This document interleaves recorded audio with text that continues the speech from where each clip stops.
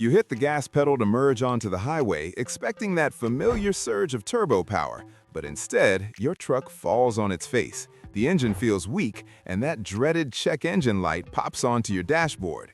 If you pulled the code P0047 from your OBD2 port, you are dealing with a turbocharger or supercharger boost control A-circuit low issue. This basically means your engine is being starved of the air it needs to make power, and the computer has lost its ability to control the turbo boost.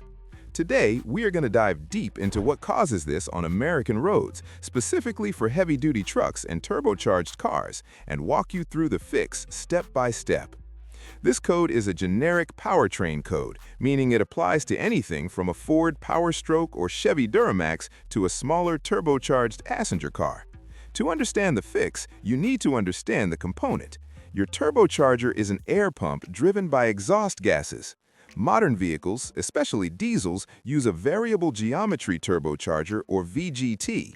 Instead of a simple wastegate, these turbos have adjustable metal vanes inside the exhaust housing.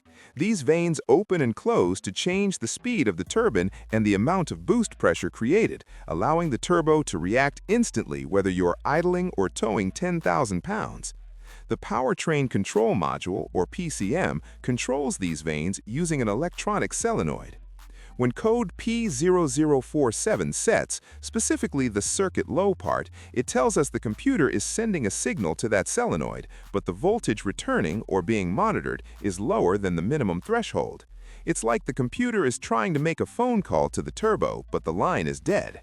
The symptoms are hard to miss. You'll have a severe lack of power, often called limp mode.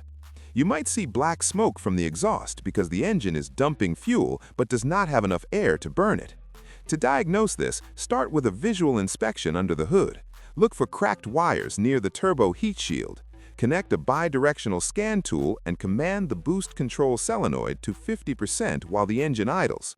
If the engine tone changes, the solenoid is working mechanically. If nothing happens, unplug the solenoid and check for 12 volts and a solid ground using a multimeter. If you have power and ground but no click, the solenoid is dead.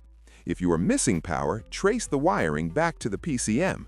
Fixing this usually involves replacing the boost control solenoid or repairing a shorted wire, saving you from replacing the entire expensive turbo assembly.